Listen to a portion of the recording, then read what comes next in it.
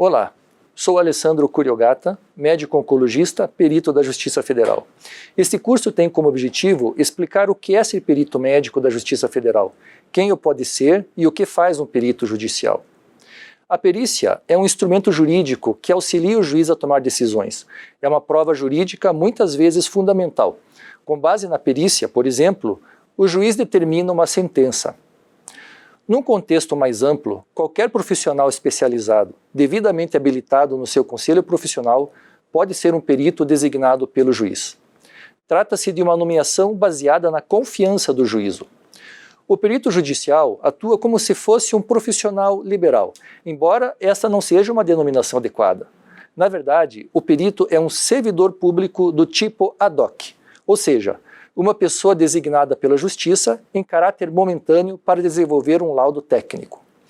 O médico perito deve possuir experiência clínica, espírito investigativo e noções jurídicas básicas para conduzir uma perícia. No entanto, existem diferenças fundamentais que separam a atividade do médico perito e a atividade do médico assistente. Enquanto a atividade do médico assistente tem um propósito terapêutico, este não existe durante a realização da perícia. A perícia possui um caráter investigativo, culminando na elaboração de um laudo. Nas perícias previdenciárias, especificamente, os pontos controversos são a presença de incapacidade para a atividade do autor, a sua duração e seu grau de intensidade. Outro ponto distinto é a relação médico-paciente. Enquanto numa consulta assistencial se encontram elementos como envolvimento emocional, empatia e senso de proteção, numa consulta pericial deve existir uma distância de ambas as partes do processo. Isso não significa que não deve existir cortesia e respeito aos fundamentos éticos, mas o perito deve ser isento. Nesse sentido, a presença de qualquer vínculo entre médico-perito e periciando pode mesmo resultar no impedimento da realização da perícia. Isto ocorre quando o periciando é ou foi paciente do médico-perito, ou quando há amizade, relacionamento ou, inversamente, inimizade entre as partes, incluindo o advogado da parte autora. A perícia pode ser classificada de acordo com a presença ou não da parte autora. Denomina-se perícia direta aquela realizada com a pessoa periciada.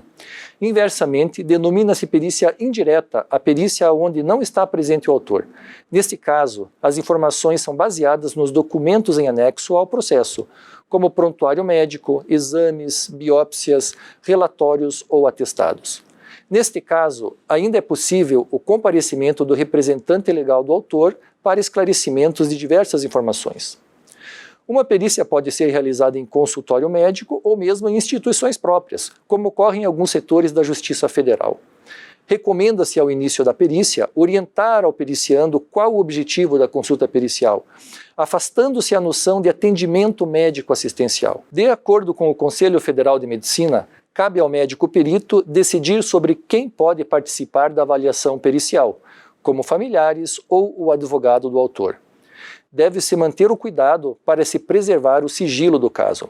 A participação de familiares ou representantes do autor é recomendável ou mesmo obrigatória, no caso de avaliação de menores de idade ou pessoas incapazes para os atos da vida civil, pacientes com grave comprometimento neurológico e pacientes com dificuldades específicas. Diferenças entre perito judicial e assistente técnico.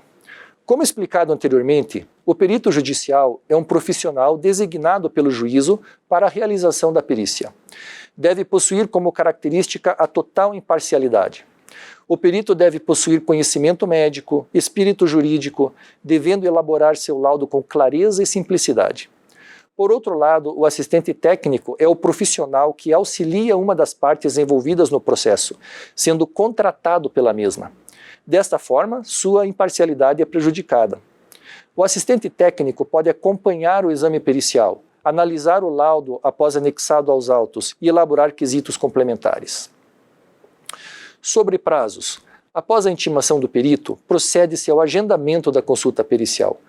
Rotineiramente, o juiz designa um prazo para entrega do laudo pericial, como por exemplo, 7, 10 ou 30 dias. Há situações em que o prazo pode ser mais exíguo, nos processos onde o juízo observa maior urgência. É o caso de doenças graves ou situações de risco. A não observância dos prazos legais sem justificativa pode acarretar sanções, advertências ou mesmo a substituição do perito por parte do juízo.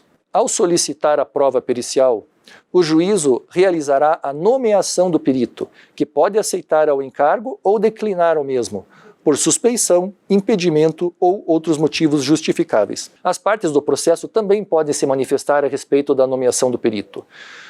O juiz pode aceitar ou recusar o pedido de impugnação, podendo nomear novo perito, como determinado no Código de Processo Civil. A aceitação do encargo deve ser informada no processo em casos específicos, através de uma petição. No entanto, a aceitação pode ser implícita em certas varas federais quando o perito já realiza a atividade de forma rotineira. Nesses casos, geralmente, há uma pauta de agendamento com datas e locais de perícias de diversos processos. O perito também pode recusar ao encargo ou declinar a sua nomeação. Quando o perito se sentir impedido ou não puder realizar a perícia, deve justificar a sua recusa, impedimento ou suspeição. A impossibilidade de realização da perícia pelo médico por determinados motivos se denomina impedimento ou suspeição. Estes podem também ser apontados pelo juízo, solicitados por uma das partes, ou mesmo o perito pode se declarar impedido. O impedimento tem caráter objetivo e a presunção absoluta de parcialidade. A suspeição é subjetiva e a presunção relativa. Como exemplos de causa de impedimento, considera-se impedido o perito que for parte no processo, tiver atuado como assistente técnico ou prestado depoimento como testemunha do processo, ter o periciado como paciente ou outros motivos de impedimento citados nos artigos do novo Código de Processo Civil. São exemplos de suspeição, caso o perito seja amigo íntimo ou inimigo de qualquer das partes ou de seus advogados, ou receba benefícios de pessoas que tiverem interesse na causa. Algumas considerações sobre o Código de Ética Médica. O Conselho Federal de Medicina pontua sobre perícias médicas. Alguns artigos relevantes são: é vedado ao médico assinar laudos periciais, auditorias ou verificação médico-legal quando não tenha realizado pessoalmente o exame. Ser perito do próprio paciente, de pessoa da sua família ou de qualquer outra com a qual tenha relações capazes de influir no seu trabalho. Intervir nos atos profissionais de outro médico ou fazer qualquer apreciação em presença do examinado, reservando as suas informações para o relatório. Deixar de atuar com absoluta isenção quando designado para servir como perito, bem como ultrapassar os limites de suas atribuições e de sua competência. Algumas resoluções e pareceres. Sobre a duração da consulta. Processo consulta do CFM número 435 de 2011. O médico é quem decide a duração do seu ato profissional, levando em consideração a sua experiência e capacidade. Sobre a entrega dos resultados e requerimento. De acordo com o processo consulta do CFM número 23 de 2015, não compete ao médico a entrega da comunicação do resultado de requerimento.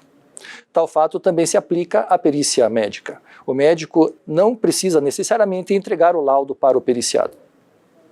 Sobre condições de trabalho. O médico perito necessita de condições de trabalho adequadas para agir com isenção e autonomia. Portanto, pode recusar-se a realizar perícia em segurado que se apresente, por exemplo, portando arma de fogo, evitando coação direta ou indireta sobre o resultado final do seu trabalho. Sobre acompanhamento de perícia por terceiros, há parecer no Conselho Federal de Medicina que indica que o médico perito tem plena autonomia para decidir pela presença ou não de pessoas estranhas ao ato médico pericial. Os benefícios mais relevantes relativos a este curso são aposentadoria por invalidez, que é caracterizada pela incapacidade para o exercício de qualquer atividade profissional, sem a possibilidade de recuperação nem reabilitação profissional. Auxílio-doença é a incapacidade do segurado para o exercício do seu trabalho ou de sua atividade profissional habitual. Auxílio-acidente, quando persistem sequelas decorrentes de acidente de qualquer natureza que reduzam a capacidade para o exercício de sua atividade habitual.